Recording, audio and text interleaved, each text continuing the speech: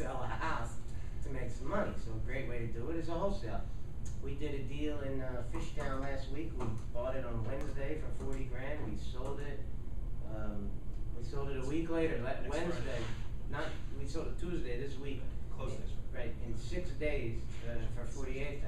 So we made 8 grand off of a house that we invested about a day into it. Why? Did you find a buyer for it? Yeah, he just got off the phone with someone. Who'd you Well, talk to? it was a voicemail. She liked my offer earlier Okay. tonight. Yeah, did you pump it out to your list? Not yet.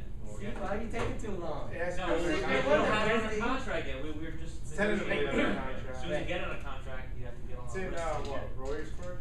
Yeah. Anybody buying Royersford? 19468. If it's a steal. Alright, well, what are the numbers? Let's go over the numbers right now. Let's pre-sell this thing.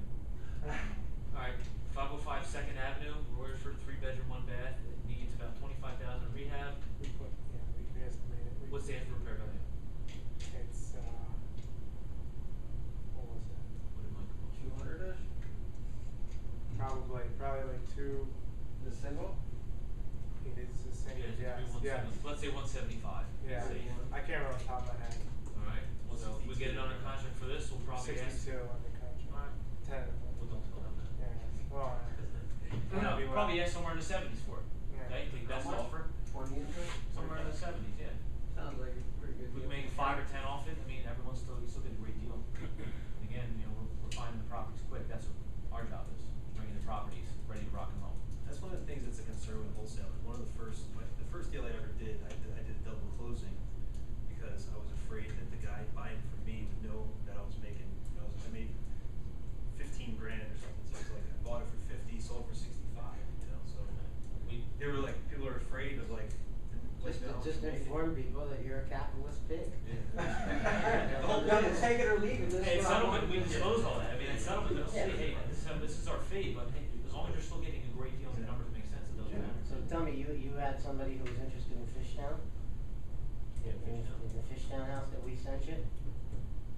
Because I sent it to you and I was wondering why you didn't kick it. I wanted to see it come back Oh, the, off of your list. I said, the I sent him a property, right? I'm wholesaling it to my people, but I sent it to him and asked him to put it out on his list and he didn't send it out. So I was gonna pick a fight with him right now. So what's the problem? He said we wanted Fishtown. Right. Yeah, so The 6 market days guy to didn't go. market it? I sent it to him, you get the idea. I got it, I found it for 40. I sent it to him, I told him, hey, he has a non-exclusive option to buy the property. Sort of, yeah. And I didn't see it come out on your email, so. So what are the real numbers? Real numbers? I was asking, I put it out in the video of thinking I could S65, maybe get high fives. Yes. And I bought it for 40. Real estate meeting? Bought it for 40. Or are you here for What street is that? Gordon. Gordon. 22, That's real estate. 2212 Jeremy. Gordon. It's on the opposite side of Frankfurt. So it's north of Frankfurt. No, it's east of Frankfurt, and it's south of York. South of York, yeah. So, anyway, the point is that, you can see Joe wholesales properties, we do, they do, and I can find a deal and send it to these guys, and they pump it out to their list, and if they find a buyer for it, everybody gets a little bit of money. So coming to meetings like this and hooking up with people, it's important because there's a lot of real estate deals going around just between the 4 of us. Yeah. Yeah, I just wanted to piggyback on what Jeremy was saying about when he did his first deal, and he kind of didn't want the buyer and the seller to see what was going on. I laugh because I'm in one of those situations right now. Yes, what's going on? Basically, just Sunday put the house under contract. Tuesday, had a buyer for it. So it's like now we finally got the contract signed and solidified today.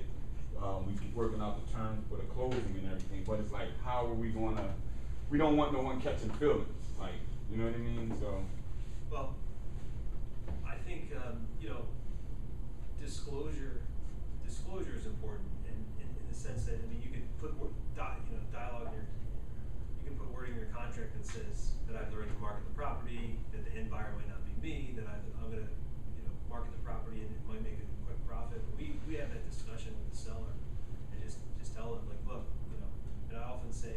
exactly word for word how I said it. So if you're doing a sales presentation in front of somebody to buy a place, I say, look, you know, we don't have all the money in the world. Even if I had $1 million in the bank, and I went and bought a house for $100,000, I could buy 10 houses, then I'd be out of business, I'd be out of money. So we use private investors. Sometimes it's people that loan us money, sometimes it's people that are looking for good deals that we can sell it to and make a quick profit. So you're looking for $40,000 for your property, okay. Do you care who that $40,000 comes from, whether it comes from us or it comes from another buyer, as long as we'll see you at closing next Friday, is that cool? And they, you know, they're always not. And then that, we So did. we disclosed that. Yeah, we laid that out. With the seller. Yeah, with the seller, we asked them what they wanted for their property. Right. And they told us what they wanted, and we said that, okay, we're gonna market it, and, you know, you don't have to worry about payments, we're gonna put our tag on to, you know, your price. So, but then now. Are you worried about the seller or the buyer? The buyer. Okay. But then still too with the seller, just because you say, that they agreed to, but when they find out that in 2 days you sold it for way more than what. How much? It was, what was it, 60, put on the contract for 60 and sold it for 75. I mean, I do one way I do it, if you're gonna go meet the buyer, say, bring the deposit, when you go meet them, then the assignment there, you know what I mean? At that point, if you already brought a check, you'll find out how much you have to pay you, and I tell them, hey, look, you're paying off the HUD sheet, you're gonna bring 2 certified checks at closing, and I'll give you a W-9, and you'll have a copy of the assignment for tax purposes. This way, you know, I tend to do it that way a lot of times, this way the seller doesn't see $15,000 in the HUD. Yeah, I mean, a lot of what you can do, depending on your title company, you use. I mean, a lot of the ways that we write it up on is, we'll say, pay off to clear title, something like that.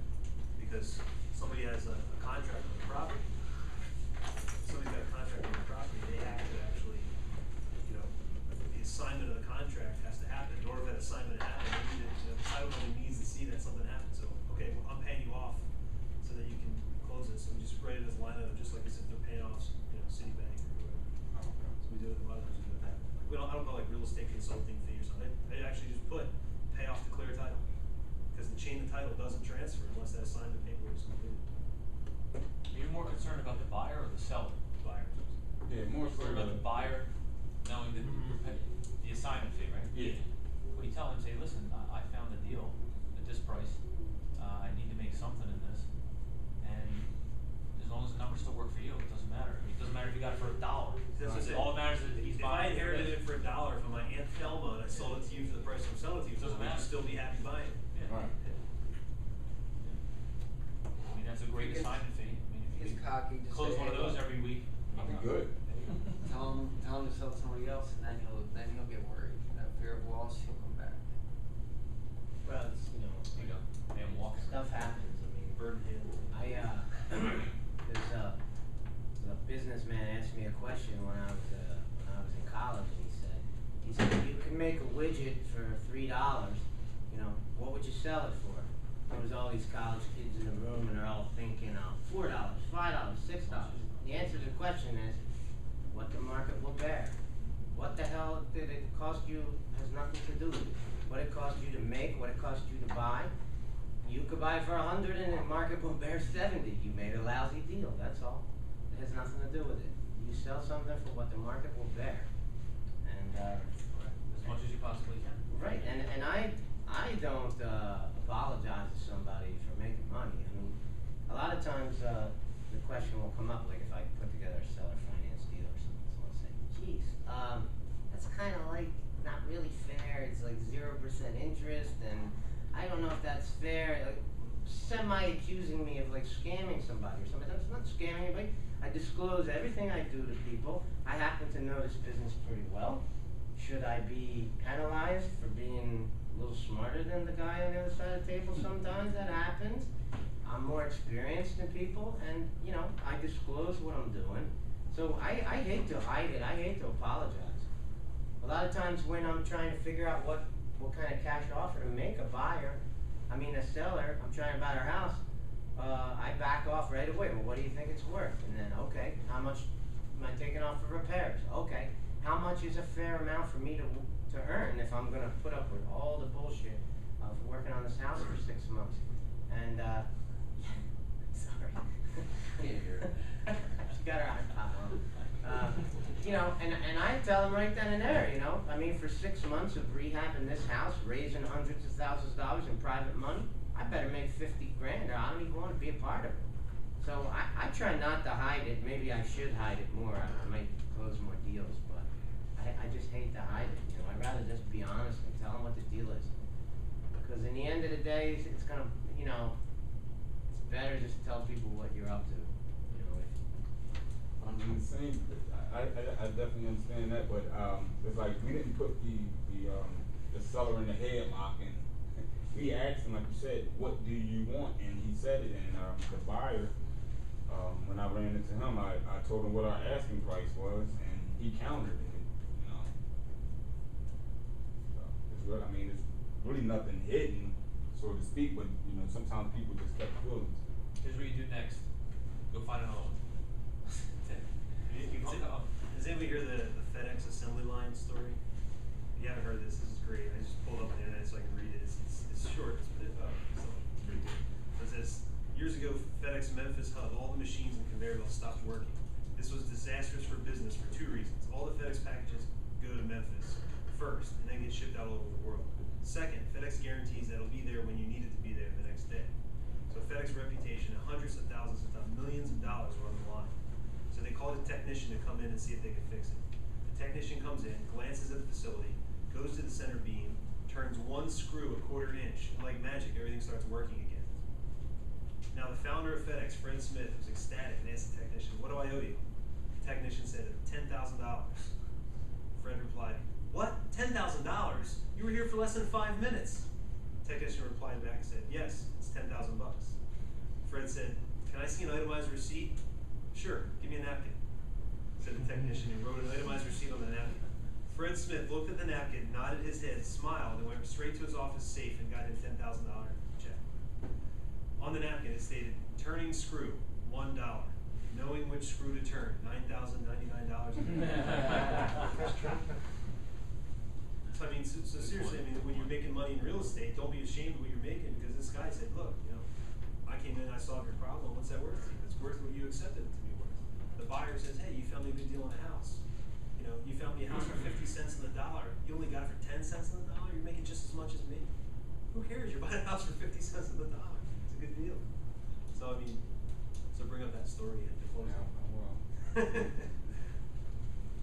But I thought that's a great little parable. yeah. Tony, what's up? When you were just talking to the lady earlier, right, trying to make the deal, did they ask for any cash up front? That's all fine? Yeah, well, actually what happened is, this gentleman right here, Michael, is new to real estate investing, and he's interested in getting involved in it, and he found a FISBO, so he wrote down the number, he brought it to me, we set up the appointment and we went to it together today, and the lady wants $350,000 for a house which might be worth $350,000 if it was completely fixed up to the, you know, to the 10th degree. So I sat down with her and her son. The lady was a little crazy, but her son was definitely interested in talking. And we made him 3 offers. We agreed to give him $350,000, exactly what they wanted, but I'm giving them no money down, and I want 100% seller finance, and I'm going to pick the terms. So like Eric said, I'm going to give them their price, but my terms, meaning I'm going to decide what the mortgage payment was going to be. Based on the income you can get on the property. Right, based on the income. So we started talking around $700 a month, but at $700 a month, it would take like 45 years to pay that off. So yeah, we were hypothetically talking somewhere like $1,000 a month for 350 months, which is a little under 30 years. And then she said, "Well, what would your cash offer be?" So the cash offer came in at $175 cash. And they said, "Yeah, I don't know, I might need some money." I said, "That's not a problem, I'll give you an offer in the middle." So the one in the middle was, you know, $25,000 down and $200,000, or $50,000 down and $175,000, whatever, make it up. Frankly, to me, it wouldn't matter that much which one she took. I mean, even if she took the one for no